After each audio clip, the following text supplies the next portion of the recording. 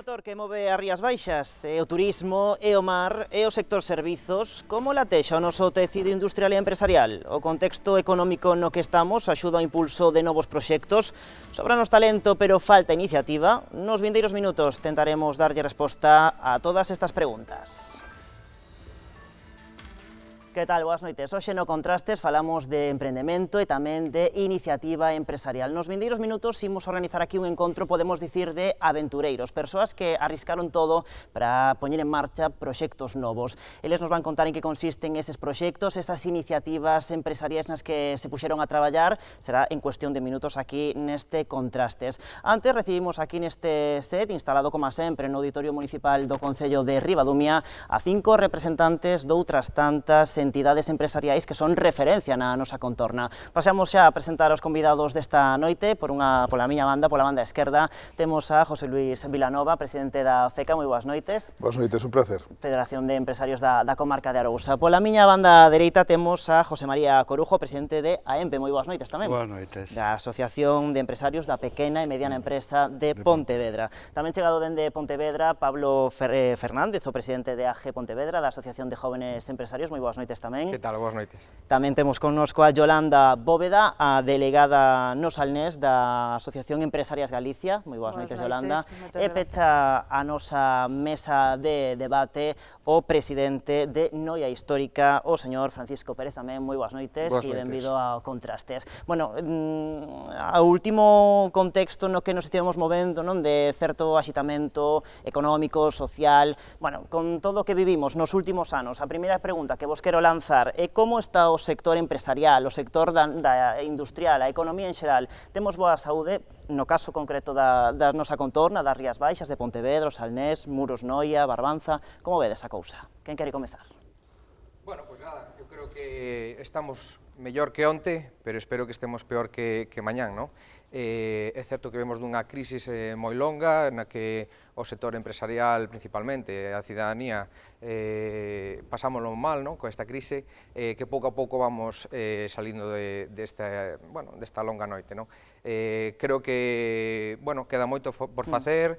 Quizás, bueno, xa están dicindo que hai coletazos de que pode haber outra crisis, quizás nunca acabamos de salir desta crisis, non? É certo que nunca vai ser o que era antes, non? Pero sí que hai datos positivos que bueno, al menos alentan a que temos un futuro por diante mellor.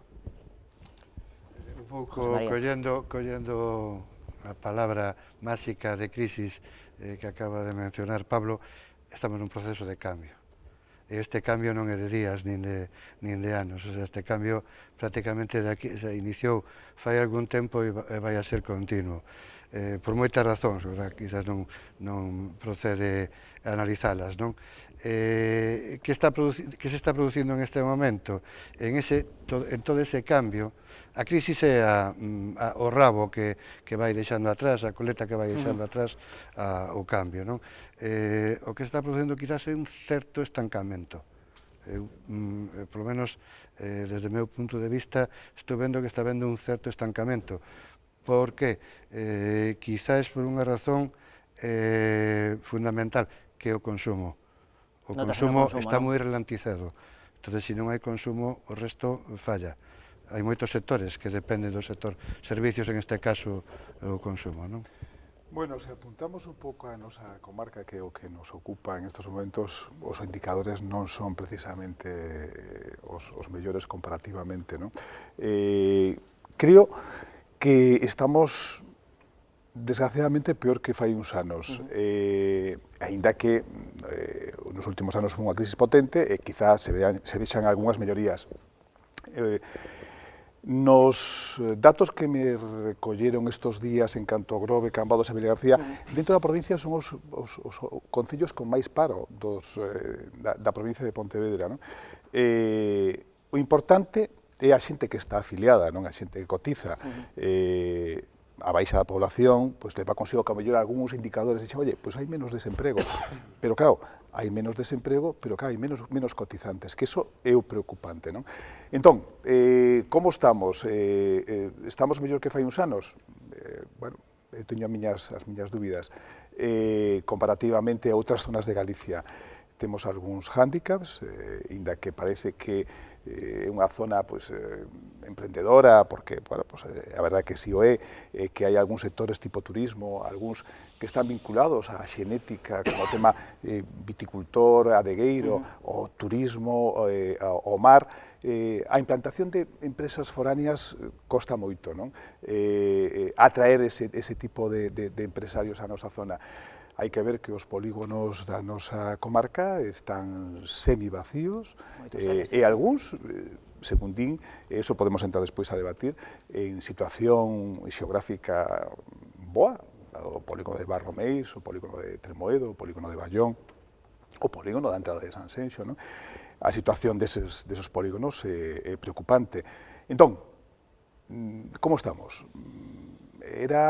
Sanxenxo era máis antes que agora, Vilagarcía, Cambados, O Grove, Atoxa, todas estas vilas fai 30 anos tiñan unha perspectiva mellor que agora? Bueno, aí deixo e que cada un analice, non?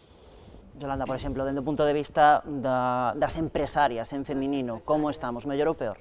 Bueno, as empresarias estamos mellor. Se pode decir que somos sobre 100 mulleres que estamos en Empresarias de Galicia.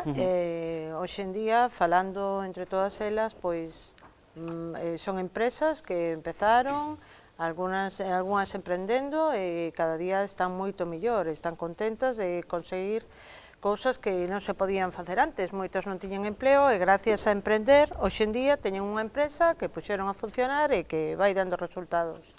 Está claro que o que falábamos antes, hai moito desempleo, hai moito, principalmente Vilagarcía, é unha das comarcas que figuran á cabeceira como pérdida de empleo.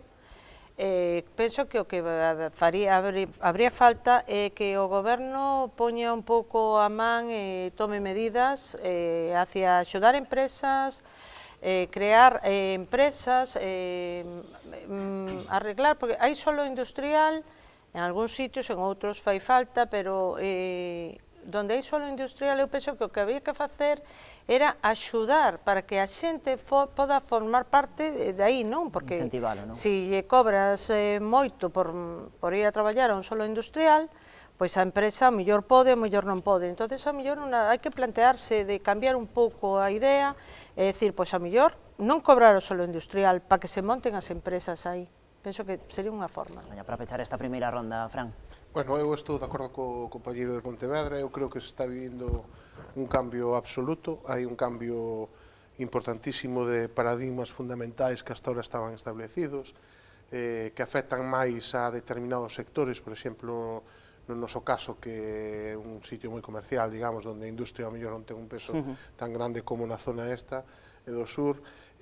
O caso do comercio, por exemplo, é un exemplo clarísimo onde ese cambio de comportamento do consumidor, canales de distribución, forma de traballo, está causando pois unhas incertidumbres e uns despistes que eu creo que ningún analista sequera é capaz de saber en que vai desembocar isto, non?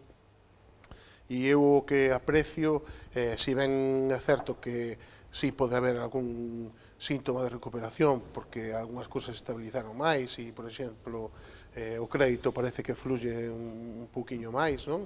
Que fai anos cercanos onde casi se paralizou. Si o que noto é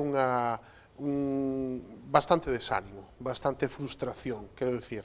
A maioría dos empresarios cos que eu falo pois están nunha fase de, quizá motivados por tamén situacións de incertidumbre, pero moito desánimo, moita desilusión, non? Casi con máis ganas de marchar que de quedarse, ou de seguir emprendendo, ou de seguir investindo, non? Digamos, de algún xeito. Entón, si é posible que estemos mellor, en algúns aspectos un pouco conxelados, é moi certo tamén que o consumo é unha cousa que está absolutamente ralentizada porque as rentas non dan para máis, e eu creo que o consumo é parte fundamental dunha ecuación de renta e mentras non se consolide, pois tamén é un aspecto. Pero sobre todo incidiría nesa cuestión de un cambio absoluto de paradigmas e de comportamentos e de cousas que estaban establecidas hasta ahora que están cambiando radicalmente. Comentaba, por exemplo, José Luis aí agora un momentiño, o tema, por exemplo, o mar, o turismo, digamos, son os piares da economía da nosa contorna, quizáis, por dicirlo de alguma maneira, están todas as cartas apostando polo mesmo, non? Fai falta máis diversificación ou quizáis no caso dos sectores que xa temos consolidados unha desestacionalización, por exemplo, no caso do turismo, que é un piar fundamental para a economía das Rías Baixas? Sería moi interesante, desde logo, a desestacionalización. Non estamos indo polo bo camiño ou... Que credes vos? A ver, hai falta quizás unha apuesta fuerte, quizás en certa forma un atrevimiento de emprendedor do empresario xa establecido, de emprendimento fuerte no tema de saltarnos as estacións clásicas, porque estamos no do cambio, o sea, vexo que teño un fantamente do meu pensamento de que isto está evolucionando demasiado. Por que non atraer o turismo nas Rías Baixas en outubro, en noviembre ou en diciembre? Se pode, o sea, hai que cambiar outros elementos, non? Sí, bueno, eso, José María, é un cabalo de batalla que tamén intentan conseguir outras demarcacións e outras... Vas a mismo Mediterráneo español, vas a Ibiza e hasta marzo, pois de novembro a marzo tamén está sin apenas ocupación, non? É importante, e iso xa non depende de nós, que o Comité de Ruta se poña de acordo que os tres aeroportos da nosa comunidade teñan unha planificación un pouco de acorde, non? E aí non estamos traballando ben. Entón, bueno, agora a partir de maio, junio, empezamos a ter unha serie de frecuencias con algunhas capitais tanto nacionais como internacionais, pero fora desas estacións estivais apenas temos conexións. Nós temos un negocio en Valencia, a terceira cidade de España, non hai unha frecuencia diaria coa terceira cidade de España desde Galicia, non desde Vigo ou Santiago, non hai unha frecuencia diaria. Entón é moi difícil unha escapada dun fin de semana a Rías Baixas se non tes un voo a mediodía do venres e unha volta o domingo pola tarde. É moi difícil porque as escapadas son un fin de semana, non? Para min, o tema aeroportuario é fundamental para poder desestacionalizar. Ao marxen de dotar de contido, non só sobre praias, hai que facer un gran traballo no preciosismo, non? Estamos a ver a veces no noso entorno a degradación ambiental, que eso non axuda, non? Bueno, hai que traballar en esa liña, poñer en valor, temos temas como a Lamprea. A Lamprea é algo único no mundo. Antes viña Agnelli a comer a Gran Prea desde Turín hasta aquí, hasta a nosa comunidade. Bueno, mesmo os furanchos, que están nunha época... Unha cousa moi peculiar, claro. Porque é como a sociedade gastronómica no País Vasco, non? Pois hai que poñer en valor, pero ao mellor no furancho hai que poñer pan de millo, hai que poñer caldo, hai unha serie de produtos que non fagan competencia coa restauración tradicional, e iso é un atractivo turístico. Poñer en valor ese tipo de accións que están fora das épocas estivais, da man dunha programación tamén aeroportuaria como Dios manda, e todo iso pode ir axudando. Despois unha excelencia medioambiental, non? Bueno, eu creo que vamos a ter ahora unha oportunidade moi boa coa chegada do AVRE, se por fin chega o AVRE dunha vez, non? Que xa vai sendo hora, non? Para diversificar e para intensificar o sector turismo, non?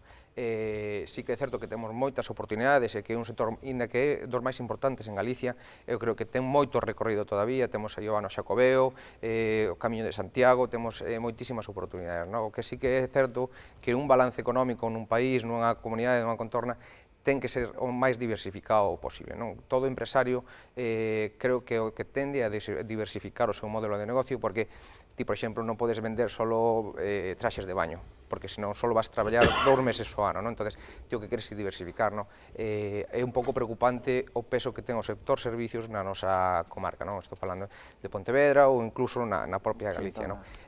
O sector industrial ten un peso moi pequeno, en torno ao 5,5, creo que é, no balance. Eso sí que é preocupante, temos que ver hacia onde vamos, non? Neste momento de cambio que estábamos falando, sector logístico, que pode ser unha das novas iniciativas, que un sector que ten moitísimo peso, que creo que deberíamos de ser a entrada en Europa de Sudamérica. Galicia creo que ten os mellores portos de Galicia e creo que temos que apostar por un sector industrial como pode ser o logístico. Agora que dicía Pablo que temos moito peso no sector servizos, por rebote tocache, Fran. Permitideme un chiste, estou noutro planeta, porque vos estades falando de desestacionalización e nós ali na nosa zona estamos empezando a querer traballar o turismo, o sea que estamos noutra dimensión, non? É certo que, a ver, para min é un orgullo que a zona de Arosa e Salnés e demás que a nivel turístico pois ten unha experiencia e un traballo no que nós a veces pois nos queremos reflectir, non, de algún xeito, pero para nós é un proxecto totalmente virxen, de feito se están empezando a traballar ahora ali con un xeo destino novo, quero dicir, estamos traballando na cuestión do camiño, que é unha cuestión aí realmente histórica moi inxusta cara a ría de Muros Noia e concretamente principalmente Muros e Noia, non? Que é o Porto dos Apóstolos e que históricamente pois está máis que demostrado a conexión que había co Xacobeo, que é a peza fundamental de turismo en Galicia, por suposto, e quero dicir que nós aínda estamos empezando a traballar aí, xa non estamos cuestionándonos a desestacionalización, non? Para eso un camiño que aínda temos moi longo para chegar aí, non? Sí que é certo que evidentemente a xente que está traballando xa noutro nivel, a desestabilización é moi importante e a diversificación. Eu incluso me atrevería a decir aquí algo a mellor un pouco atrevido, vamos a decir, que hai zonas pois que están traballando ben industrialmente, como son as zonas que traballan o sector conserveiro, que eu me empezaría a plantexar un futuro complicado, si as cousas sigues como están, porque ou acabamos ca localización xeográfica de producións ou eso pode chegar a ser un problema, porque estamos vendo o que está pasando e o que pasaron con outras economías como a americana, onde xa todo se produce fora e tal, non?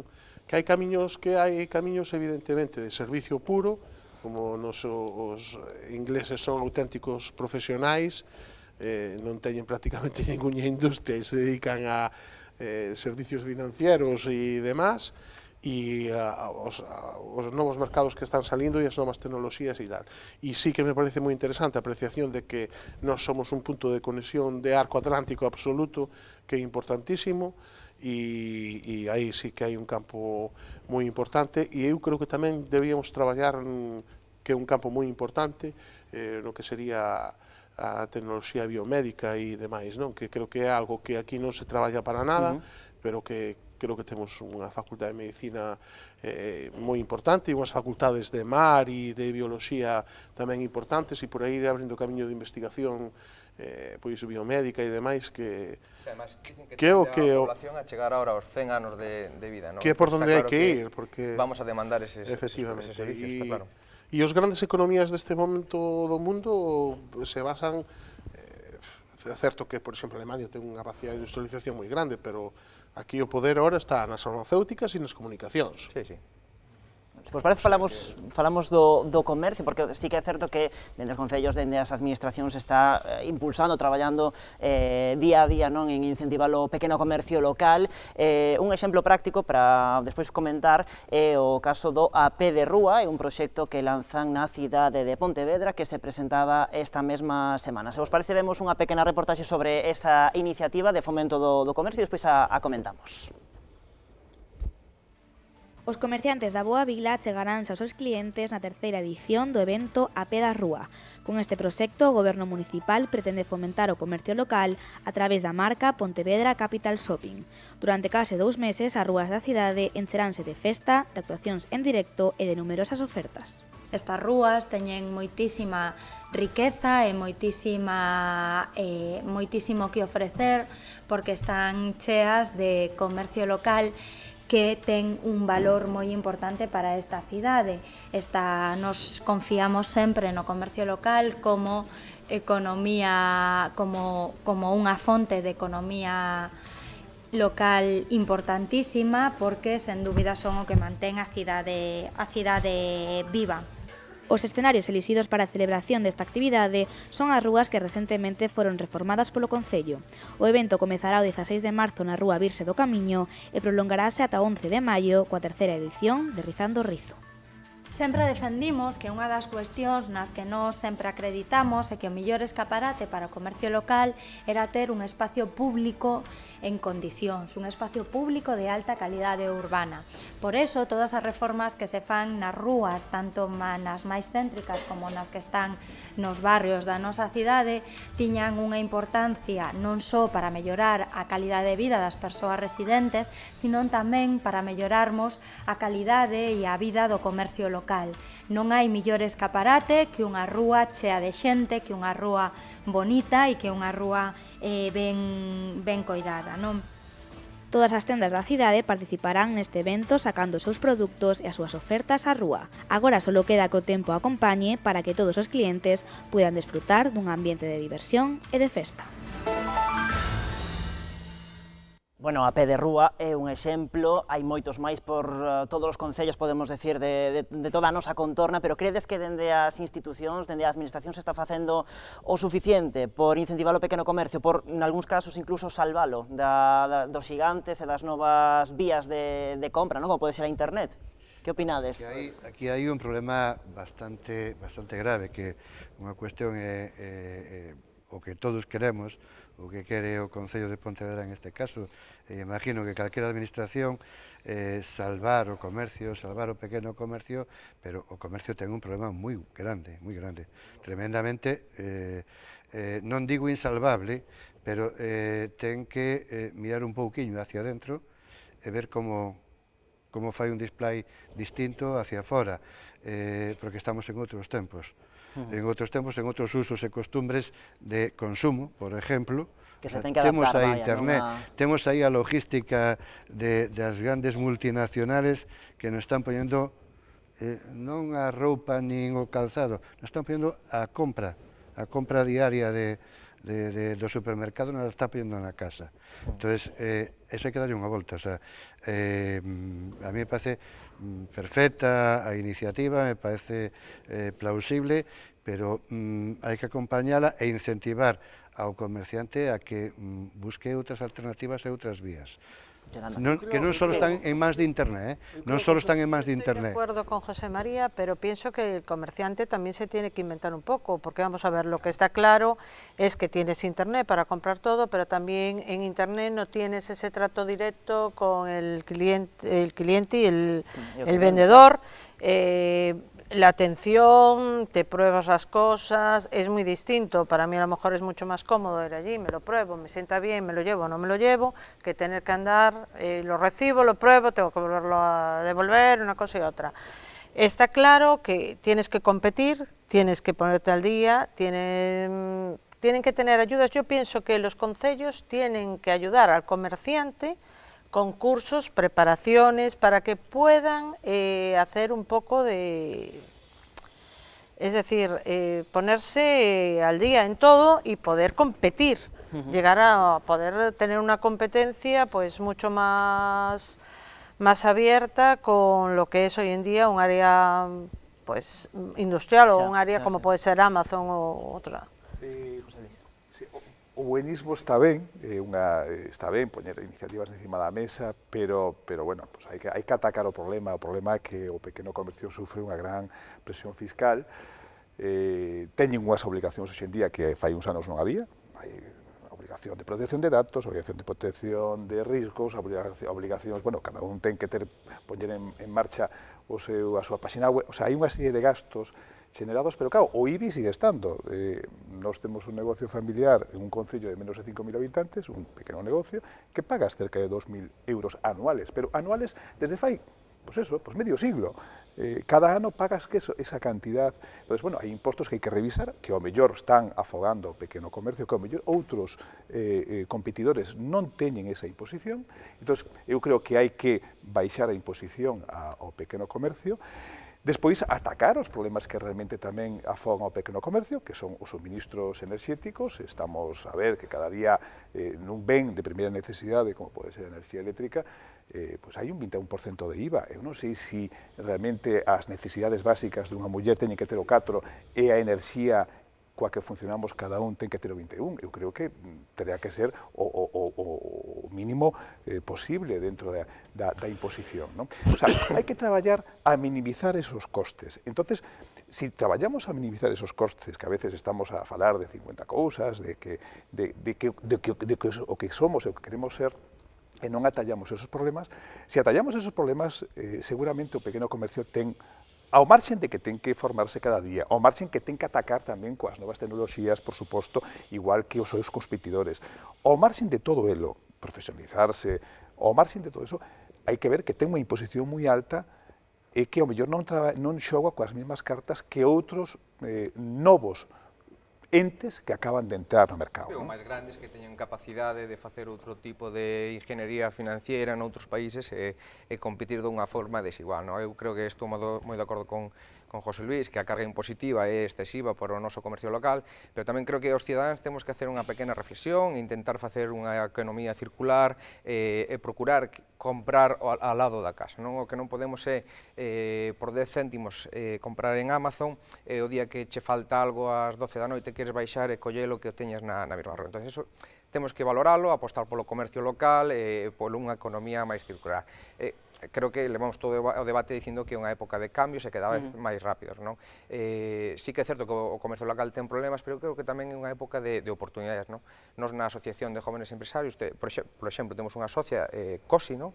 Que é unha diseñadora de moda, que a ela internet foi a súa ferramenta de palanca para impulsarse, non? Ela fixo o seu blog, tiña inquedanzas no deseño, fixo os seus primeiros modelos, non podría asumir o coste de implementar unha tenda física, abriu o seu blog, a súa tienda online, e pois agora mesmo está con tendas por todo España e ten algo diferenciador, non? Que é un servicio personalizado, vas a Madrid, ten as costureiras que che arreglan en directo, ali na tenda, é un servicio diferenciador que creo que é hacia onde ten que tender o comercio local. Y puedes internacionalizarte, que es una tienda pues en la aldea. Pequeña puede llegar a todo el mundo. Claro, puedes llegar a cualquier sitio. Hay más oportunidades en ese sentido.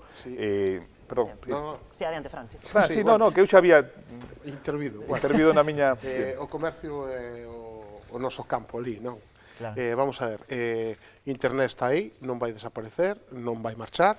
Ao contrario, claro. Incluso pode ser, como ben di aquí o compañeiro, unha oportunidade, porque hai oportunidades, hai xente do pequeno comercio, concretamente eu coñezo casos que está traballando moi ben con internet, vale? O sea que tal. E o comercio ten que adaptarse e evolucionar. O comercio pequeno sempre se subo a adaptar e evolucionar, xa tuvo outras mareas moi introspectivas e foi adiante, como poden ser os centros comerciais pechados, que agora xa parece que xa nos olvidamos todos deles e demais. Ben, hai aspectos que sí se pode actuar, aparte destas iniciativas como a de Pontevedra, iniciativas que temos nós, que están moi ben e que demais. Principalmente, o problema que se nombrou aquí antes é a cuestión de que os grandes operadores de internet e os grandes operadores comerciais neste momento non son negocios comerciais, son negocios financeiros, vale? Donde os beneficios non se basan na plusvalía que se xenera da compra e da venta, de acordo? Porque eles, si son capaz de colocar en 5 días, como hai algunha plataforma, 100.000 pantalóns de Levi's ou 100.000 pares de zapatos da marca que sexa e os vou a pagar a 30 días e demais, teño capacidade que, aínda que non gane na venta, vou ganar por outro lado, vale? Porque estou movendo unhas masas de volumen de cartos que me vai a permitir obter rentabilidade suficiente e que, ademais, seguramente tributan, como ben decíamos, noutros sitios, a un tipo impositivo moitísimo máis baixo e demais, porque é algo que tamén todos coñecemos, non? Nese sentido, que se está facendo? Se está levando ao consumidor a comprar sempre nun desconto ou nunha promoción permanente. É dicir, aquí sempre hai algún tipo de promoción, se non son rebaixas. De feito, as rebaixas xa quedaron diluídas porque hai tantos descontos ao longo do ano que algo como era tan importante como a campaña de rebaixas de inverno que está rematando ahora, xa está diluída, porque se non é o Black Friday e o Saturday Happy, se non é o Saturday Happy e entonces xa o consumidor está acostumbrado absolutamente a traballar en etapas de desconto. Eso por qué? Porque no 2012 o Goberno de Madrid cambiou unha lei de comercio xeral a que está supeditada a nosa autonómica, que estaba funcionando bastante ben, donde se liberalizaron os descontos e todo tipo de promocións e todo tipo de rebaixas. Eso hai que volverlo a regular, para dar, digamos, amparo a que se poda traballar comercialmente, vale? O tema impositivo ten que desaparecer, ese de que yo tributo en Irlanda porque me cobran o 4% e eu aquí estou pagando, eso non pode ser, eso hai que regularlo de alguna maneira. O 4% que aquí se xera 4%. Porque a veces... Eso sabemos onde que acabar cos paraísos fiscales, se vas ali, oye, que tal viven os que viven nos paraísos fiscales? Oye, viven moito mellor que nós, nós temos que ser paraísos fiscales. E despois moi importante, que xa remato, porque, perdón que me estendo un pouco, porque este é un tema moi importante para min, que creo que é un aspecto que estamos olvidando moito, que é a cuestión de educación, que temos unha nova xeneración de consumidores, eu teño un fillo de 14 anos, que ten unha visión absolutamente distinta da vida da que podo ter eu, evidentemente, os seus canales de comunicación son distintos, de feito, os publicistas non saben como chegar a esta xente, porque xa perderon, non ven a televisión, non len a prensa, elixen solo o seu contido como eles queren, e hai que chegar a eles e explicarlle o que se decía aquí, non? O importante que é o comercio local, porque son usuarios de Amazon, pero despois cando van a xogar ao fútbol no seu pabellón poñen a publicidade do comercio que vila. Nunca vin ningún equipo de fútbol infantil ou baloncesto ou calquer outro tipo de deporte que levara unha marca, non vou nombrar ninguna, das que todos coñecemos, vale?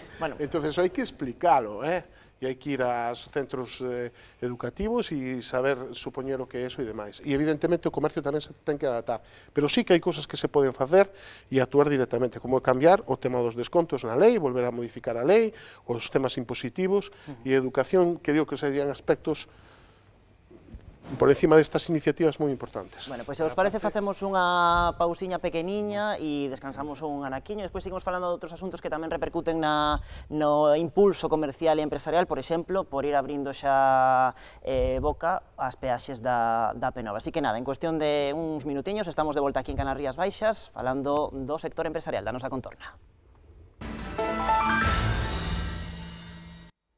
Pois seguimos en Contrastes, noite de mércores aquí en Canal Rías Baixas. Estamos a falar antes da situación do pequeno comercio na nosa contorna, e a verdade é que aquí na pausa para a publicidade estaba dando moito de que falar porque é un sector que se enfronta, digamos, a un futuro bastante incerto, non, José María? Vou lanzar un pequeno remate sobre o que se estaba falando, que estamos olvidándonos dunha palabra máxica que casi se está esquecendo ahora, o tema da globalización. É certo que se propiciou por a administración, por todo o mundo, isto era maravilloso, a globalización. E outro tema que estamos vivindo en Europa. E outro día escoitaba a un compañero que decía que en Europa estamos camiño de morir de éxito. Vamos a morir de éxito, porque en Europa facemos todo moi ben. Temos unha legislación maravillosa. Cando digo Europa, claro, somos españoles, estamos dentro de Europa, ¿no? Pero a legislación maravillosa en protección de datos, en prevención de riesgos laborales, en compliance, podo seguir, o sea, non sei que garantías para o comercio, en garantías de non sei que, tú, Pablo, como enxeñeiro, sabrás máis normas que hai que cumplir para poñer unha porta nunha casa, o sea, hai que cumplir. Todo isto facémoslo perfectamente, pero claro, todo isto ten un coste, non só no comercio, sino en calquer tipo, e aí xa vou a calquer tipo de empresa, calquer tipo de industria, calquer tipo de servicios. O sea, estes costes que estamos tendo, que non digo que non haya que... a ver, a prevención de riesgos laborales en este país existeu sempre. Somos pioneiros. Parece que aquí seguimos a tradición de Europa, ahora non. Europa colleu a legislación que tiñamos nós en seguridade e higiene en el traballo. Antes se chamaba así, ahora é prevención de riesgos laborales. O sea, hai que cumplir as normas, pero é que cumplir as normas é obligarte a... Sí, pero tens que isto facelo con unha empresa que te faga prevención, que tens que facer isto con alguén que sepa de facer un compliance. O sea, isto é unha sobrecarga a calquer tipo de industria, a calquer tipo de negocio, é tremebunda. Perdona, é só un remate. Entón, enfrente temos aos maravillosos da globalización, que son os chinos, e teño que decirlo así claramente, está China aí, que nos vai a comer as papas en calquer momento, porque se está facendo todos os procesos que antes eran como solo marginales de produción, non, está facendo todos os procesos ahora perfectamente, non teñen estas cargas que estamos tendo en Europa, que, insisto, vamos a morir de éxito, vamos a ser os mejores del mundo mundial, pero nos vamos a quedar aí. Pero por eso quizá haya que revisar a nosa presión, revisar o noso modelo. Claro, son impuestos, claro, non etcétera, podemos etcétera. ser menos que fai 10 anos, e ao mellor ter a mesma administración local, autonómica, provincial. Claro, vamos a ser máis administradores que administrados.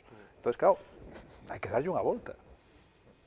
O modelo temos que ir cambiando, que non pode cambiar o modelo só do comercio, en cambio as estructuras que temos, claro, a mí non me importaría fusionarme con Cambaos, eu sou un veciño de Ribadumia, non? E a mellor a moitas persoas de Meis tampouco fusionarse con Vilagarcía ou unha persona de Meaño con Sanxenxo. A mellor a sociedade tampouco lle importaría, pero sí que podemos optimizar en ese senso, non? É unha idea que está aí, pero cada vez somos menos, e este tipo de situacións veñen dadas porque temos unha administración moi pesada. Eu creo que ademais hai unha cousa que sucede sempre, que aquí cando se legisla dunha forma moi xeneral, non? Quero dicir, incluso pensando ao mellor en empresas dun determinado tamaño, que trasladar eso a pequena empresa incluso é moitísimo máis complicado. Vale, porque ti, quero dicir, se tes un volumen de traballadores determinado, pois cubrir determinada legislación laboral ou determinada legislación de riscos laborais, como decíamos e tal, é moito máis fácil, non? Pero se eres un autónomo é casi imposible, sí. Quero dicir, non tes alternativa de levar tanta administración e tanto garantía, non? Tanta obligación é imposible, quero dicir, canto máis pequeno eres e máis pequeno o comercio, máis difícil é cubrir esas. E aquí se legisla pensando en... Un anaquiño que está aí destes días, de esta semana mismo, o sea, o tema do control horario no traballo. Vale, hai que controlarlo, o sea, pero hai unhas obligacións que cumprir. A Inspección de Traballo está para facer cumplir as xornadas, etcétera, etcétera. Pero ahora, a pasar a que calquer tipo de empresa, o que dices ti, a grande sí, que se legisla para grande, pero afecta tamén a de 3 traballadores ou 2 traballadores, que vai a ter que acabar con algún sistema, non simplemente ca fichiña de firmar e cubrir, porque isto se está vendo que é inoperante. Vale? Entón, vai a ter que acabar pagando un sistema para controlar a entrada e a saída dos traballadores. Bueno, insisto, estamos sendo máis papistas que o Papa, estamos sendo os millores do mundo mundial, pero así nos vai a ir. Vamos a pagar as consecuencias pronto. Sí. Volvendo ao tema que dicía eu, non? Para introducimos xa o tema das peaxes e outro tema que se me estaba ocorrendo que é tamén o transporte entre as vilas e as localidades, non? Por exemplo, nunha vila pequena que querera comprar a cabeceira da comarca, non? Que complicacións atopan os clientes para poder desplazarse e comprar neses comercios que falábamos antes ou as empresas que se queren asentar neses polígonos que xa antes comentaba José Luis, que están semivaleiros porque, bueno, hai peaxes no noso caso, nos que máis nos afectan na AP9, peaxes moi abusivas e repercuten a hora de que se asenten novas empresas e de fomentar, non, a instalación de novas empresas nestes parques, non? Nos desde a Asociación de Jóvenes Empresarios levamos un tempo xa reivindicando de que hai que ter unha mentalidade de pensar non só en concello, pensar en comarca, non? Temos comentado moitas veces que para nós o polígono industrial ideal de Pontevedra é o polígono de Barro, Meis, non? Tendo xa saturado o polígono do Campiño, o que non pode ser é que teñamos unha peaxe, xa non digo que xa non debería ser para os cidadáns, no? Pero al menos para facilitarlle aos empresarios, pois ese, por exemplo, estábamos falando agora de que Freud vai ir para Ili, non? Freud pasa de estar en Lourido a pasar a estar en Barro Máis. Canto lle supón de incremento o movimento que ten que facer de toda a súa flota por ese peaje, non? Eu creo que hai que intentar liberalizar esa estrutura que é básica, unha estrutura social que vertebra a nosa región e que, bueno, xa está moi amortizada e deberíamos de intentar, xa sei que hai contratos, hai firmas, hai unha dificultade administrativa de liberalizar esa peaxe toda, non? Pero sí que hai que estudiar certos tramos, non? Liberalizar o peaxe de Barro conectaría todo o Salnés coa comarca de Pontevedra, fluiría moito mellor. Creo que nos últimos anos Pontevedra, concretamente, ha perdido un pouco de ser a referencia comercial para toda a contorna, porque un pouco tamén por esas dificultades de transporte e de comunicación, non? Hai que poñer exemplos. A mí este tema gústame. Non? Nós vimos nun hábitat disperso. Non? Galicia ten un hábitat disperso, o cual leva consigo pois, coche por persoa. Cada familias de 4 persoas, 4 coches. 4 coches, co que costa unha media ponlle de 25.000 euros persoa, coche, máis os seus seguros, hai que enchelo de combustible, o sea, un tanto por cento moi elevado de impostos que están aí, e ademais pagar por moverte, non? Entón, bueno, iso me parece un costo elevadísimo para ser competitivo, non? Falábamos antes de que esos polígonos están medio baldeiros. Claro, unha empresa de fora empeza a ver unha media de, unha empresa, unha pequena pyme, con media dúcia de coches, máis algún comercial, tal, empeza a botar números e digo, aquí é imposible. A zona máis perxudicada é o Salnés e Pontevedra, porque nas zonas do Morrazo pois teñen vía libre hacia co Ponte de Errante sin pagar ningún peaxe. A zona de Vigo exactamente hacia a Meseta, a zona da Coruña exactamente. A Santiago vai ter unha autoestrada con Lugo agora tamén libre de peaxe, xa ten un aeroporto. A máis perxudicada de toda Galicia é o Salnés e nós. Leva consigo que unha persoa, e outro día comentábame no polígono precisamente, unha empresa instalada no polígono de Barro, que tiña 13 empregados de Vigo, Barro de Vigo non está máis de 30 minutos. E que dos 13 empregados de Vigo, ao final, quedouse con un, porque non lle salían as contas. Que na Galicia de hoxe, estar a 30 minutos do teu posto de traballo sea un hándicap, hai que facelo ver. Digo, pero que estamos facendo? O sea, a miña filla estudia medicina en Madrid, está a 1 hora a súa facultade. Sí. O sea, non ten ningún tipo de problema cun bono mensual de 15 euros para transportarse a diario. Entón, vamos a ver, eso é un freno a contratación laboral, eso non pasa en ningún sitio do mundo. Canalizando eso, que é un exemplo claro de unha persona de Barro ou de Ribadumia que está a 35 minutos de Vigo, que non poda aceptar un posto de traballo en Vigo, eso é tremendo. Despois, os fluxos da nosa zona completa, porque estamos a falar de Pontevedra, a zona de Salnés e Barbanza, os fluxos, eu recordo que antes, Yolanda sabe perfectamente que estás no Porto, a cantidade de xente do outro lado da ría que viña a comprar a Vila García, as infraestructuras que se fixeron conectando poblacións como Lalín, a Estrada, Silleda, que son partes da provincia de Pontevedra que tiñan pois un fluxo comercial hacia a nosa zona, ahora pois canalizáronse hacia o centro de Galicia ou o norte de Galicia con infraestructuras. Tuvemos nós unha penalización por parte das infraestructuras hacia a nosa zona. O sea, quen ven agora a Pontevedra se tes unha autoestrada que te leva de Silleda a Santiago? Quen ven a Pontevedra se tes unha autoestrada que te leva de Lalín a Ourense gratis? Tamén influiu as áreas sanitarias que as cambiaron e centralizaron as todas en Santiago. Antes a xente viña ao médico aquí a Pontevedra, compraba, facía vida. Pois eso, as áreas sanitarias, pero por que? Porque pudo haber feito o tema das infraestructuras, pudo haber feito unha autoestrada entre Lalín, Silleda, Cuntis, Caldas, que canalizar a antigua carril, antigua estrada era carril, a conexión que hai con Silleda. Bueno, podías haber feito por aí, pero non se fixo. O sea, pero en cambio, a autovía da Costa da Morte ven que se fai desde Coruña a Costa da Morte, non se fai desde Santiago. O sea, que todo ese tipo de decisións que se tomaron nos últimos anos perxudicou a nosa zona comercial, o fluxo comercial que había. Por un lado, a implantación de empresas, o hándicap do peaxe, e por outro lado, as conexións que se fixeron que canalizaron os fluxos comerciais a todas as zonas. A ver, Pontevedra realmente está con un muro que é autopista, porque está impedindo, o sea, a xente moitas veces é incluso máis práctico coller a autopista, pasar e ir a Vigo, o sea, porque inda que pague o tramo ese de Vigo, total xa vai a pagar ao chegar a Pontevedra, va, pero despois ten moitísimo mellor accesibilidade para toda esa zona do Morrazo é o que estás dicindo, o sea, o sistema de gratis en Madrid. No, o Salnés, Pontevedra Salnés está fatalmente comunicado. Que dixeches ti de comunicar o norte de Pontevedra con Santiago abertamente, digo, hombre, que se caíra algún ramal para hacia abaixo. Non temos sorte.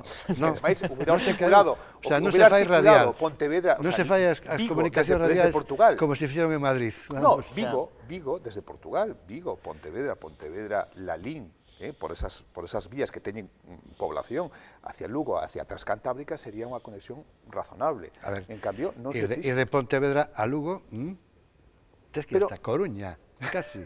Case que Bueno, acabas. Eu todos probei, se acabas caben por carretera. en perxuízo, ou vas por Sí, sí, carretera ou vas por da carretera, nosa o zona. tal. En perxuízo, e Correcto. a outro lado da ría, eu recordo o fluxo comercial que existía entre Ribeira, Rianxo, Boiro, eso desapareceu todo. Pois imos ata outro lado da ría, ali non tedes tanto No, problema ali coa temos- peaxe, non? Pero... A ver, ali non hai o caso da peaxe, bueno, sí que sufrimos o peaxe de A9, porque o peaxe da A9 a sufre toda Sufrímolo Galicia. todos. Entonces, creo que é unha cousa que eu creo que todos os galegos deberíamos poñernos mañá na calle para que dunha vez esa vía de comunicación tan fundamental sea pois gratuita, non? Ou polo menos cuns costes moi razonables e tal. Pero sí que somos, en Noia somos perfectamente coñecedores dun efecto parecido que estades comentando, que foi cando se fixo a autovía do Barbanza, que conectaba a Ribeira, que segue conectando o que sería Ribeira, Pobra, o que é Arosa Norte, non? E de repente, en vez de vir que sería unha conexión natural Noia a Santiago, para dar salida ao centro, que ademais habilitaría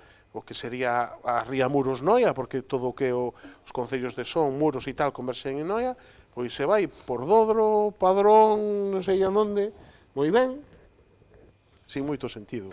Eso evidentemente provocou, como ti dis, un fluxo totalmente de feito a xente de Ribeira, agora non ven absolutamente nada a Noia. Cando Directamente nin da Santiago, Pobra, cando eu me acordo que en Noia, Pobra Noia, existía unha liña diaria de autobús de liña, que era o Ideal Gallego, que agora non sei se, agora creo que de Castromil ou de Castro, pero non sei se está agora permanente o servicio ou queda un autobús, pero vamos, antes había unha liña regular, ademais con incluso distintos horarios, porque había ese fluxo e se cortou, e está cortado no caso da LA, que é unha reivindicación das asociacións da LI tamén que temos, que é unha comunicación super necesaria, que é comunicar o que é o corredor noso a Santiago, que ahora sí está feito, co da zona sur de Barbanza, que nos dá acceso tamén a esta zona e o que sería Pontevedra, Vigo e demais, que é a carretera de Noia Boiro, que son 15 kilómetros escasos, de unha situación pero tercermundista lamentable. Igual que fai 50 anos. Igual que fai 50 anos, 60, como 70, bueno, como dous corredores tan principais, non faz esa conexión, porque sería un fluxo, vamos, perfecto, non é... E están aí Diputación e Xunta, nos presentamos varias veces, parece ser que de Diputación, a Diputación fixe unha obra que parou, a Xunta quería recuperar a titularidade que se accederan, bueno, unha cousa moi rara. Despois é o freno da competitividade, porque cando falábamos antes de xogar coas mesmas cartas, comunidades como Andalucía, comunidades, pois non teñen peaxes. Entón, claro, xa non é a cuestión de que esta zona este prexudicada con respecto a outras de Galicia, é que Galicia tamén está prexudicada con respecto a outras comunidades que ahora, por exemplo, Cádiz e Sevilla, pois expirou xa a concesión e xa está liberalizada. O sea, temos un hándicap, porque claro, mentras ti conduces, tes que conducir hasta que veño o coche autónomo, tes que estar atento, porque outro día facía a miña filla contar as señales que había desde o Tío Benito hasta Pontevedra, que hai menos de 20 kilómetros. Contóme 42 señais distintas. O sea, claro, en Dente de Serra. En Dente de Serra. En Dente de Serra. Digo, contame 42 distintas en Dentes de Serra. Esta 40, papá, 60, 70, 50, 50, 50, 80, tal. Bueno, a competitividade así merma moito. E a DGT ali as agachadas, o sea, que imagínate ti, o sea, a suma de todos, si vas por aquí tracas, si vas por allá... Lo que está claro es que nos está perjudicando tanto a nivel logístico como a nivel de transporte, y mientras lo que está en las administraciones, toda la guerra esta que hay de quién es la culpa de la subida, lo importante sería que se sentasen, que intentasen arreglarlo, porque si no, lo que es la logística está perjudicándole muchísimo, a nivel transporte igual. Lo único entonces, que hay que hacer es liberar todo lo que hace es hacer más daño a las empresas. Hay que rescatarla de alguna forma, porque no, un transporte público en Galicia es inviable, con el hábitat disperso. De acuerdo, pero yo ya hablo a nivel de logística y de transporte para empresas. Entonces todo esto lo que está haciendo es negativamente hacia la empresa. 35.000 núcleos de población, como dice nuestro presidente, que tenemos en Galicia, 35.000 núcleos de población, es imposible dar servicio público en tiempo y hora. Mira, un polígono como el de Ribadumia, tú vives en Pontevedra, ya digo, estás a 15 minutos, entras a las 8 de la mañana, ¿qué servicio público te lleva a ti a que entres en hora y te recoja a la hora? Porque claro, ¿qué servicios tienes?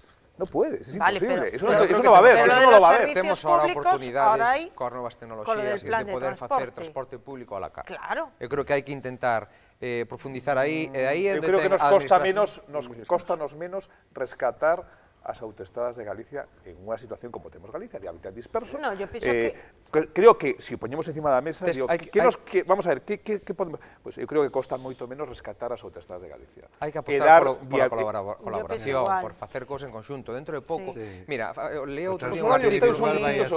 Pero a entrada dun polígono non vas a ter nunca un servicio público. Leía outro día que as novas xeracións non ven unha necesidade de ter un vehículo propio. Sí, eso estou de acordo, pero todavía non estamos aí. De carnés de conducir é brutal. Que quere dicir eso? Que vamos a unha sociedade colaborativa. É dicir, ahora, plataformas como BlaBlaCar, como Airbnb, temos que tender a eso. A caída de carnes de conducir pode ser porque vai a quitaros un carne de conducir vale 2.000 euros, Bueno, pero lo que dice Pablo es verdad. Vamos a ver, ahí hay una guerra entre Xunta, Mancomunidad, por ejemplo, y el Concello de Villagarcía con el transporte público. Entonces yo pienso que lo que tienen que hacer es sentarse las partes, llegar a un acuerdo y hablar para fomentar que cualquier persona, mismo del Barbanza o de Meis, que se pueda desplazar, que tenga servicio, pues por ejemplo, para acercarse a Villagarcía, que tienes un hospital, tienes una estación de tren, tienes una estación de autobuses, servicios como es el tren y el hospital que no encuentras en otras comarcas de alrededor. Entonces poder desplazarte hasta allí, porque mucha gente comenta que no se puede poner un exemplo, que vaya Yolanda, en un coche. En que viñeche hasta aquí hoxe? Hoxe convocaronos aquí en Ribadumia, en este auditorio para este programa. Cada un ve no seu coche. Por moita colaboración que vamos ter, que tuviéramos, porque cada un... Perdona, hai unha diferencia. María e eu vimos xuntos. Bueno, vale. Porque viñades do mismo sitio. Pero claro, aquí os dous, fíjate ti, cada un veo dun punto distinto. Hasta eu vin andando. Vale, pero porque tú viniste andando porque te queda aquí al lado.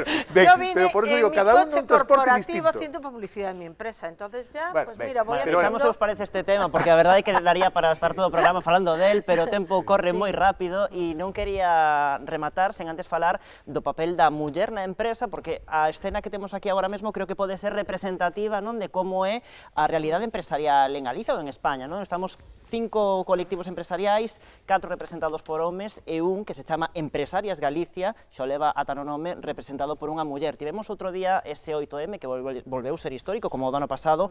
Pregunto, como vedes o papel da muller no sector empresarial? Sigue existindo ese teito de cristal tan famoso do que se fala tan reiteradamente no mundo empresarial, nos postos de dirección, por exemplo? Como vedes a cousa?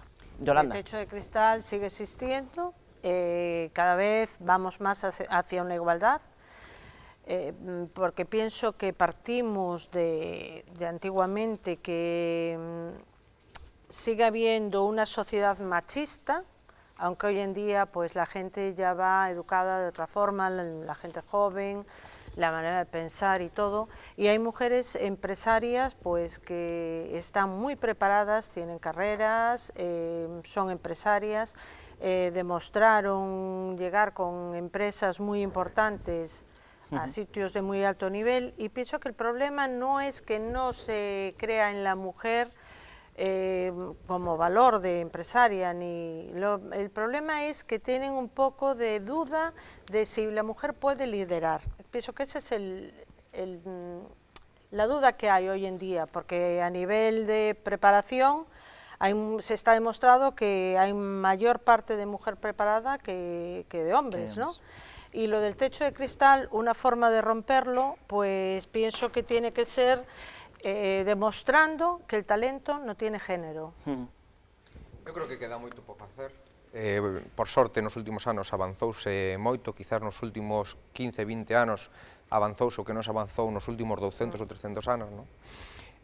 Nos, cando vemos crecer unha empresa desde a Asociación de Jóvenes Empresarios, que vemos moitos emprendedores, moitas emprendedoras, podo decir que cando unha muller se plantea, cando dá o paso de emprender, a porcentaxe de éxito que vai a ter esa muller, creo, podo dicir sin un medo a equivocarme, de que vai ser moi superior a dun home.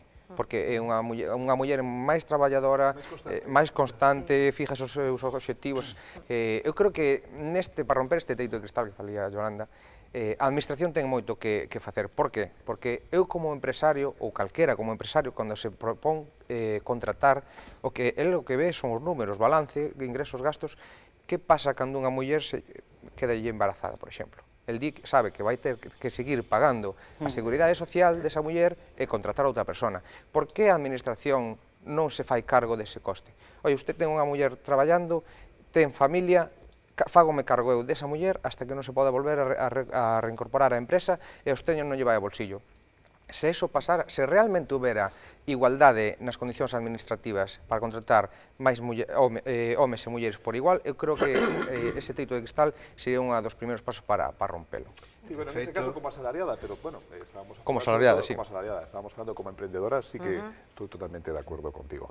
No, digo que de feito, na parte administrativa, todo o que toca o ámbito de empleo administrativo, este problema non existe, porque incluso está superando a muller a home en puestos de alta calidad laboral, non? O sea, como pode ser a judicatura, como pode ser sanidade, etcétera, etcétera. Por qué? Porque depende da administración e ten outros medios para tal. Entón, coincido no que dices, Pablo, de que a administración ten que meterse no tema da maternidade, por exemplo, non pode asumir a empresa. Ahora, en estes momentos, estamos cun problema do famoso permiso de paternidade que ven todo outra vez encima da empresa. Isto vai ser un hándicap, vai a dar un pequeno tirón para atrás á igualdade. É que a mellor empresa acaba volvéndose a ter que plantear, bueno, muller en caso de embarazo, sí ou non, como fan moitas empresas, por desgracia, pero que moitas veces ven propiciado pola propia normativa e pola falta de axudas, máis que axudas, eu diría establecer uns cauces determinados para todo isto. Outro día comentábame un amigo militar, por exemplo, que no cuerpo a muller xa está incorporada desde fai moitos anos no exército, pero non ascende, alguén lle comentaba, non ascende no mismo nivel que home. Dice, pero ese é o problema da maternidade. Córtalle tempo aí, córtalle escalóns, córtalle moitas cousas. Francisco, e rematamos que se nos vai o tempo. Eu solo comentar que a muller non ten nada que demostrar, porque xa ten todo demostrado. Para min xa non hai ningún tipo de dúda, nin liderazgo, nin nada. Eu que teño dúas fillas, hai máis universitarias que universitarios. Sí. E vamos a ver un exemplo. Aquí, a persona que preside a Diputación é unha muller. Outro día, o sea, non hai ningún problema, o sea, presiden entes. Estaba a ver quenes foron os tres primeiros das anteriores legislatura ao Congreso dos Diputados polo Partido Popular. Eran tres mulleres, que se pasa eso hoxe en día con homes, a veces parece al salto al cielo. O sea, si vas a tener número 2 e tienes número 3, o sea, que eran tres mulleres. Era Ana Pastora número 1, a segunda era Irene Garrido, a terceira Pilar Rojo, e nadie dixo absolutamente nada. O sea, tres mulleres representan o primer partido deste país no Congreso dos Diputados pola provincia de Pontevedra. Na miña casa sempre mando miña nai e nunca houve ningún problema, o sea que actúen todas en Galicia. Bueno, por eso digo que Arnais son Arnais. Que digo que non é tanto, hai que seguir traballando na igualdade, por suposto, pero que non estamos tan mal. Creo que é un gran país para nacer muller, España. O sea, yo pienso que tiene que haber una ley, por ejemplo, tenemos el ejemplo de Alemania y de Islandia, que son dos países que, así como Alemania tiene una brecha salarial enorme, dentro de Europa es de los que tienen la brecha más grande, tienes a Islandia, que es todo lo contrario, que sacaron los dos una ley, uno fue en 30 de diciembre, creo que es del 2017, y el otro creo que en enero del 18, en el que con esa ley están intentando que en las empresas no haya esa brecha salarial que hay en estos momentos entre los hombres y las mujeres, ¿no? Entonces pienso que a lo mejor también habría que hacer algo así. El gobierno español tendría que empezar a crear una ley, empezar a tomar medidas para que haya... Hay que fomentar y hay que motivar. Sí, pero tienes que hacer una ley y controlar eso. Si tú empiezas a controlarlo desde el gobierno, haces que las empresas lleven un control, igual que hay una ISO y que hay otras cosas para calidad, procura que también haya un control sobre eso. Entonces, en ese momento acabarás con el techo de cristal y acabarás con todo eso. Y lo que comentaban antes de la maternidad, bueno, es verdad que influye, pero por ejemplo en una empresaria la maternidad no te influye, lo mismo que una enfermedad. A lo mejor vas a trabajar enferma porque no te puedes coger una baja. Y eres madre y alargas tus horas todo lo que puedes, porque a la empresa no le vas a quitar horas para atender a tus hijos, y a tus hijos no los vas a dejar sin atender. Entonces imagínate, cuando una madre puede hacer tanto y alargar sus horas, pues por algo están, y entonces no hay que decir, oye, pues es mujer, no se puede contratar. Y el otro día, ya termino, una amiga me estaba comentando, ella en su empresa tiene hombres y mujeres trabajando, y tiene un caso que es un matrimonio. Está embarazada la mujer y me decía ella, tú mira ahora con qué me encuentro. Ella tiene 4 meses de baja y él tiene 2, con lo que, y que posiblemente ahora van a cambiar la ley, van a ser otros 4. Dijo, yo me voy a encontrar ahora con que tengo 2 trabajadores menos. Entonces ya no es solo la mujer, tamén cogen bajas de maternidade los padres. Díceme Yolanda, cando preparamos pola mañá o faladoiro, vai nos dar tempo a falar de todo? Eu xa dixen, non nos vai dar tempo a falar de todo, pero o tempo, xa sabedes, como é na televisión moito máis boa, así que nada, José Luis, Pablo, Fran, José María, Yolanda, moitísimas grazas por acudir á chamada do Contrastes e contamos con vos para outra ocasión.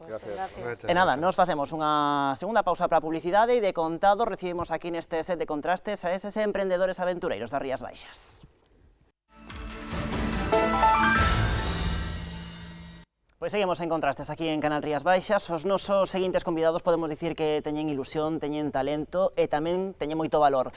Todos eles arriscaron, chegado o momento, e lanzaron o seu propio proxecto. Son emprendedores da nosa contorna que hoxe nos veñen a contar aquí a Canal Rías Baixas en que consiste o seu traballo. Imos comezar pola miña esquerda con Juan Ramón Martínez, que é de Artio. Contanos, Juan Ramón, en que consiste iso de Artio. Hola, boas tardes.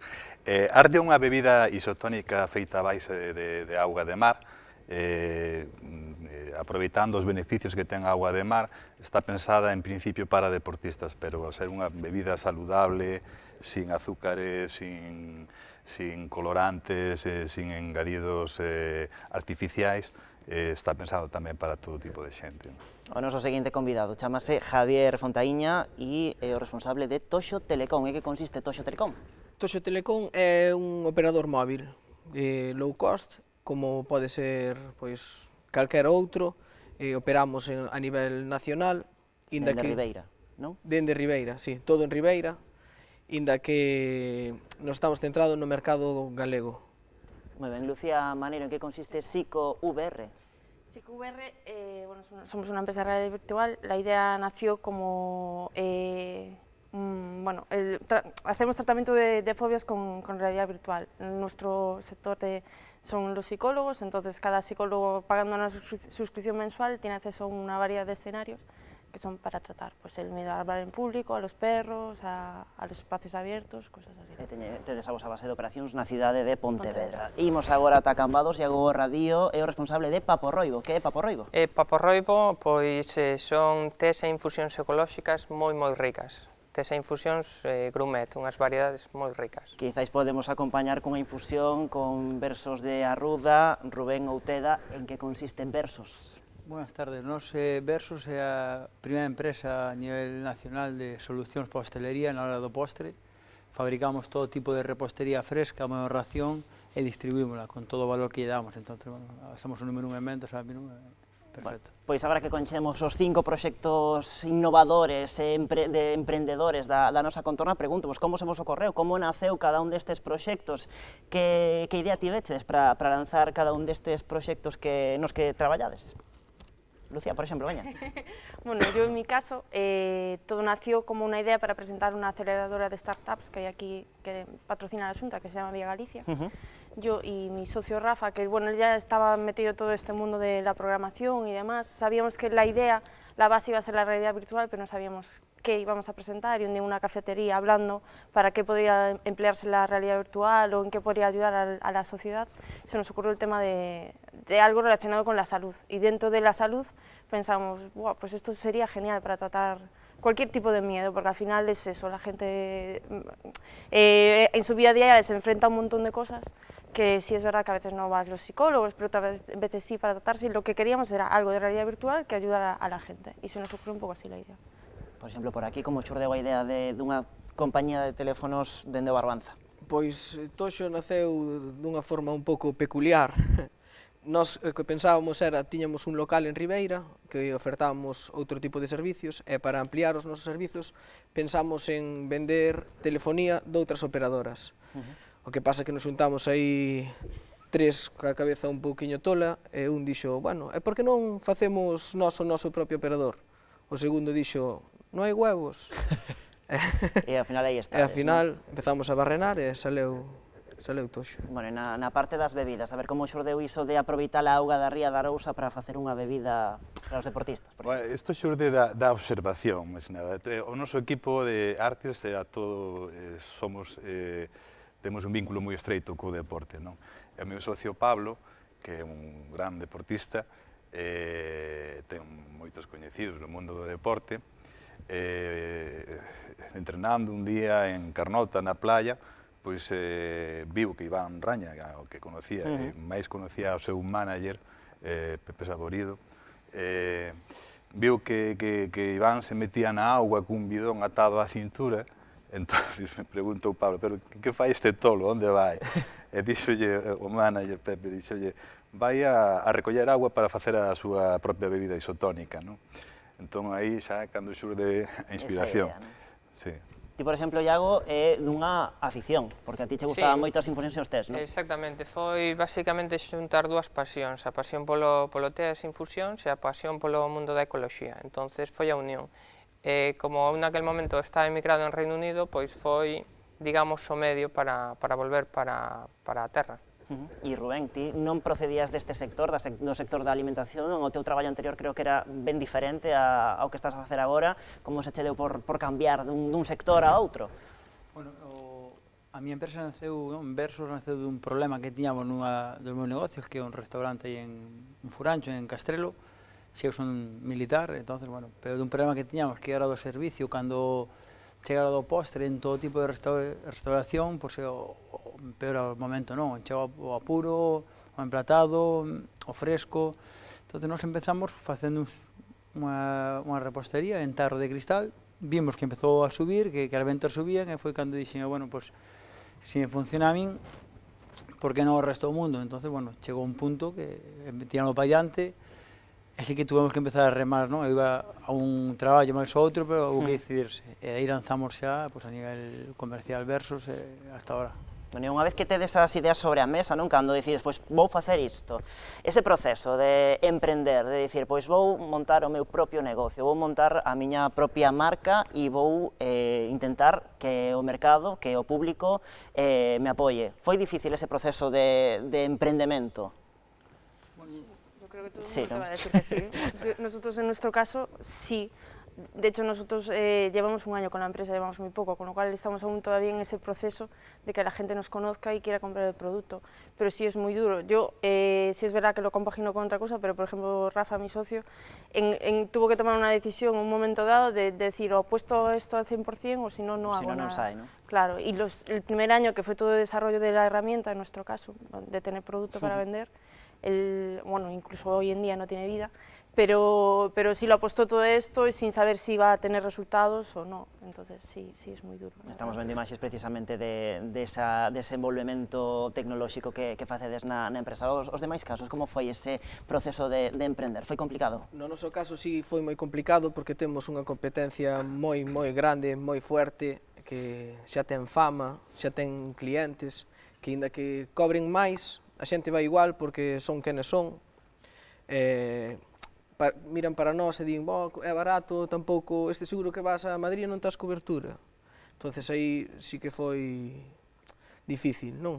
Unha vez colles un pasos, non digamos. Claro, unha vez que colles un cliente, ese cliente fala, trae outro, pero para coller os primeiros foi bastante complicado. Mais? Vamos, no noso caso, o que é o inicio non foi complicado, entre outras cousas porque era un produto que era necesario, non? Entón demandábase por parte dos deportistas, ademais tivemos a boa sorte de que presentamos o produto nos primeiros eventos deportivos, triatlóns e tal.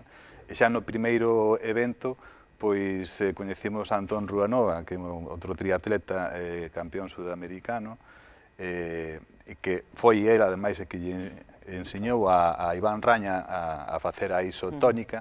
El conocía as propiedades da agua, os beneficios, como recuperaba, non tiña problemas de calambres, bueno, era o produto ideal, non?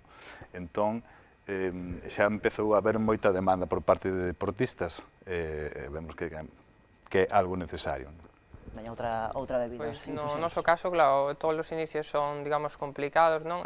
Máis que nada por saltar e empezar un proxecto no que é totalmente novo no noso caso, totalmente novo para nós. Desde o inicio, todos os días eran cousas novas, non tivéramos unha formación que che diga, pois, ora tens que facer isto, as cousas fanse así, entonces, pois, claro, todo ese salto, digamos, é o máis complicado, porque toda a experiencia atrás pouco serve, digamos. Versos. Eu dentro do complicado que pode ser e o que podemos ter, para min a parte máis complicada, digamos, foi tomar a decisión cando hubo que optar por deixar un traballo fijo, como tiña eu, ao final estaba na parte das Fuerzas Armadas, por ter que decidirnos de deixar ese traballo fijo ou seguir para adiante. Entón, bueno, se foi a decisión tal vez. Tamén foi o punto de inflexión, de no retorno. Unha vez que tomei esa decisión, botamos a má empresa e, bueno, despois complicado cos temas administrativos, financieros. Eu creo que a parte máis complicada de levantar a empresa, que poino moi bonito, pero si realmente nós tuvemos un coste de aprendizaje un pouquiño o mellor máis baixo polo equipo que nos rodeamos, buscamos un bo asesoramiento, unhas boas empresas, pero que o tema financiero, a administración, o que máis nos costa levar ainda hoxe en día, pois valorante, todo o mundo te pide un riesgo, entonces eu creo que a parte máis, para nós, máis difícil ahora mesmo. Claro, por iso vos quería preguntar por o tema da administración, dos apoios e das trabas, que tamén supoño que atoparíades moitas trabas para lanzar os proxectos. Como se porta, digamos, a administración, os que deberían, digamos, apoiar este tipo de ideas innovadoras, que tal se portaron con vos? Eu creo que España en xeral, e, bueno, Galicia, pois, está diseñada e pensada para empleados, non para emprendedores. Entonces temos moitísima burocracia, moitísima, tanto a nivel estatal, a nivel autonómico, a nivel local. E, bueno, en si non son trabas, pero son moitas pedras que tes que ir saltando, tes que ir esquivando no camiño. Entonces, eso, claro, xenera que ao final que lanzar un proxecto en si consúmeche moitas horas, levache moitas horas, non só eso, tamén está a parte económica, como decía o compañeiro, pero ademais deso toda a parte burocrática, que é inmensa, e cada vez aparecen cousas novas. Nos na parte que arrastramos e que creo que nos costa, antes na charla anterior falouse o tema do suelo, o tema de onde iniciar, onde... Claro, cando empezas e xa levas 3 meses e xa estás pagando por algo que ainda non estás, porque, bueno, ao final nós montamos unha estrutura comercial, non? Eu diferenciame cando eu ainda me considero autoempleado, non me considero empresario, non? Porque empresario para min é aquel que en agosto pode ir de vacacións, non? Entón, eu sou autoempleado, non? El hombro orquesta, digamos, non? Mentre que estou fabricando, estou repartindo, estou distribuindo, ahora, pois, gracias a, bueno, ao crecemento que temos, que estamos facendo un crecemento exponencial, pois estamos metendo unha estrutura moi potente, pero hai que mantela, non? Hai que buscar avales, eses apoios financieros, que un chega ao banco, pois, cuanto tienes, cuanto te dejo, non? Pois, se teño xa un che pido, ao final estamos xogando eso un pouco. Claro, se quer ser realmente, eu creo que todas as empresas que queiramos crecer e queremos ter unha estrutura, eu pasómeno fai un Brown, o fai dos Browns, bueno, eu estaba moi empeñado en fabricar para poder quitar a produción para diante, pero non levantaba a cabeza, tuve que salirme de produción, por exemplo, de reparto, e poder sentarme, digamos, como empresario e dirigir un equipo, pero ten un coste estrutural que hai que mantelo, que xa hai que pagar o minuto 1, xa o alquiler o pagas o primer mes e non produces, xa os impuestos se pagan o primer trimestre e non produces, entonces eu entendo que a xuventud non queira emprender, 25 anos, xente moi preparada como hai, cun bo proxecto, chegan ao banco, usted tiene algo? Non, bueno, pues entonces sigamos trabajando, non? Por exemplo, o tema dos autónomos, non sei se algún de vos está traballando como autónomo ou todos estades constituídos como algún tipo de sociedade. No caso dos autónomos, o que dicías ti, xa cando ves as cifras, o que hai que pagar xa, a cousa xa, como que de entrada xa tira un poquinho para atrás, non?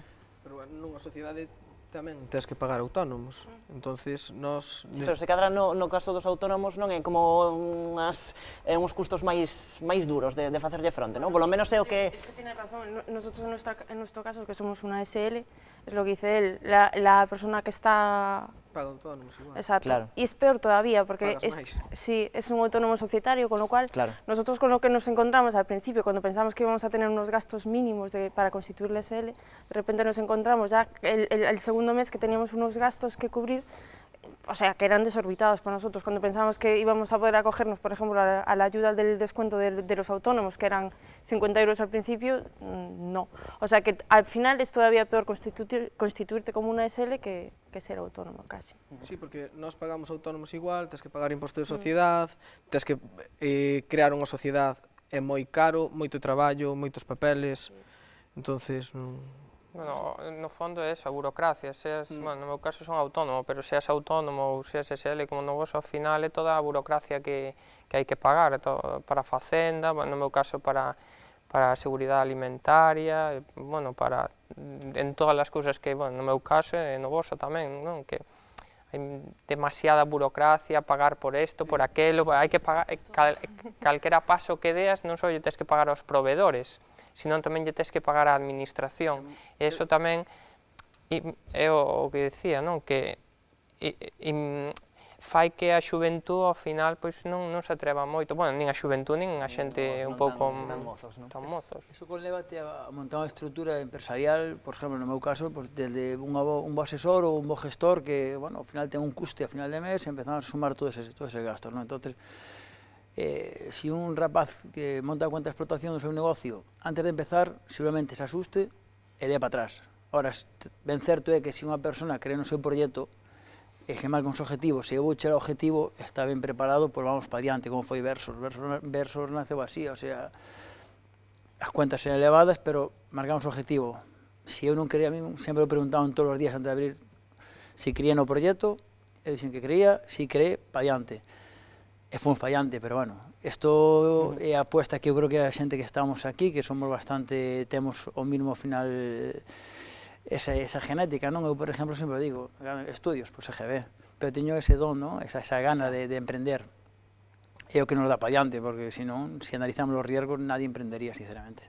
Por exemplo, para emprender, fai falta que o produto ou o servizo que ofrezades sexa algo innovador, ou eso simplemente é un valor engadido, é dicir, calquera produto que se poida ofrecer ou que se poida vender é válido, ou neste contexto actual, no que todo está cambiando tan rápido, no que falábamos antes no anterior bloque, cos anteriores contertulios, ou vale calquera sector, ou hai que ser algo, ou algo de sempre con unha cousa nova? Eu penso así, que non ten que ser un produto innovador, eu non inventei nada. O móvil estaba aí antes de que nos montáramos Toxo, pero si o vendemos dunha forma diferente. Encontramos que unha empresa deixou aí un nicho de mercado bastante importante ao marchar de Galicia, aparte o que se falaba antes tamén, hubo un movimento moi grande de globalización e agora hai un movimento de antiglobalización, que moita xente xa non quere empresas grandes, senón máis comercio local, entonces, eso, nós non temos un produto innovador, é un produto que temos nós e teñen moitas outras empresas, simplemente que o vendemos dunha forma diferente a un público concreto. Tens que diferenciar, sí. Si, diferenciámonos, pero non é un produto innovador. Yo me acuerdo que cuando empezamos con todo esto, alguien nos había dicho una frase que bueno, venía a decir que cuando se te ocurre una idea, seguro que a alguien en el mundo se le ocurrió. Seguro que te puedes a buscar en Google y encuentras a alguien que ha hecho lo mismo que tú. Entonces, al final, ya no solo es que la idea sea innovadora o nueva, al final lo que importa es las personas que están detrás de la idea y su forma de llevarla adelante. Nos fomos unha conferencia que nos pasaron un dossier dunha conferencia que iban a facer en Madrid cara a grandes empresas a nivel internacional, empresas grandes, non? E unha do segundo punto, non? O primeiro estamos no 4.0, que é a tecnología, que é o que está vindo por diante, pero o segundo punto que temos, que é o que Versos fixo no seu día, é que nós estamos nesa línea, é a servitalización. e non sei o que lle damos. Cando no mundo do postre parece que estaba todo inventado, estaba todo listo, pois nós metémonos nun fresquiño de cristal, quitamos ese sabor a nevera que teñen todos os postres, nos poñemos unha vitrina expositora en calquera restaurante, porque, bueno, o que non se ve, dicimos que non se vende, nos limpiamos as vitrinas, repoñamos ya, estamos ese contacto directo co cliente, o sea, bueno, o que todo o mundo fai cando é a distribución, pois a danos eses costes fijos, collémolos, para darlle un valor añadido, que é o servicio, ao final hai que luchar contra eso. Por exemplo, no teu caso, que valores engadidos? Eu entendo que, bueno, non é o que faz, senón como faz, non é o cariño que lle pos, a calidade do teu produto, como vendes. Por exemplo, en Papo Roibo non só vendemos tés e infusións, son, ademais de ser ecolóxicas, as mezclas que facemos entre os tés, as ervas e as froitas, pois fan que tanto as propiedades sean moi boas como tamén o sabor sea espectacular. Entón non é o que facemos que vender té, ao final hai moitas empresas que venden té, pero o noso produto diferenciase polo sabor, pola calidade. Pregunto vos, a nosa contorna, non todos somos das Rías Baixas, da ría de Pontevedra, de Arousa, é unha boa zona para emprender ou, como comentábamos antes, hai máis cousas negativas que positivas? É boa zona, eu penso que, vamos, desde o punto de vista do sector da alimentación, si boa zona cara ao exterior, non? Porque é recoñecida a calidade que temos de produtos de alimentación na nosa contorna. Agora... Bueno, eu digo, aproveitando esa marca, non? Temos unhas trabas que son a geografía que temos, sair de Galicia é moi caro, por exemplo, no meu caso, mandar a Madrid e Barcelona, a mí nos estamos vendendo, costanos moito e ponos bastantes impedimentos, pero hai moitas empresas grandes que fixeron un bo traballo, non? Desde, bueno, un sello como Galicia Calidade, como a marca Galicia, como as referencias que temos, pois eu creo que nos axudan moito a crecer, que si é certo que moitas veces hai que salir de aquí, hai que coller o produto de aquí e poñelo fora aquí. Fora aquí, noso produto, por exemplo, ten moito máis valor, non? Así que ten valor, pero, bueno, o valor que llevan fora a Galicia e os nosos produtos é moi grande. Eu descubrino indo moito ás feiras e visitando moito, pois, temos unha marca distinguida, creo. No noso caso, a geografía, o punto no que empezamos non é moi bo, porque empezamos en Ribeira, que non deixe de ser un pueblo pequeno, pero a ventaxa que temos é internet. Nós vendemos un servicio que véndese moi fácil por internet, ou incluso por teléfono, que é o que vendemos, entonces é unha contra o sitio onde estamos, pero tampouco é unha contra moi grande. No mundo que estamos agora, non, tan conectados con internet, e, bueno, as tarifas planas de teléfono e todas estas cousas, pois ao final, bueno, supoño que poderíamos estar mellor, non? Pero ao final, empezar unha empresa aquí ou noutro sitio, pois é bastante, non sei, eu creo que non é algo que nos poida botar, bueno, supoño que algúns costes fijos, pois sí, pero ao final empezar aquí ou noutro sitio entendo que pode, non creo que sea algo... Depende do produto de que vendas, exactamente. Eu, a ver, estuve esta semana en Italia, estuve en Barcelona, estuve en Alemania, estuve vendo varias cousas, e a verdade é que moitas veces temos o origen potente, pero hai que salir, hai que levalo, e cando tens que levalo, ten uns costes, e hai que saber levalo, e, bueno, eu creo que hai zonas que é máis fácil montar e crecer, non? Por o volumen de xente, por a expansión que temos. Aquí costa, eu creo que é bastante máis custo, non? Eu, se a miña empresa mellor montar en, podemos decir, nunha cidade, nun sitio máis grande, posiblemente si é máis rápido. Aquí é moi estacional, bueno...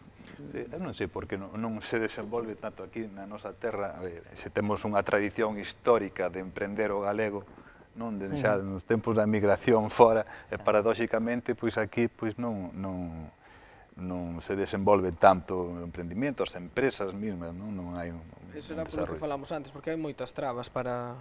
Ou a min puxeronme trabas, dende logo, para... Crees que por iso non hai esa cultura do emprendemento claro, que pode haber noutros sitios, non? Ti botas cálculos, dis, eu vendo 3 pasteles a 100 euros cada pastel, ou 100 pasteles a 3 euros, que é máis lóxico, teño 300 euros. Non, tes menos 600, porque tes que pagar... Empezas a descontar, claro, non é tan fácil.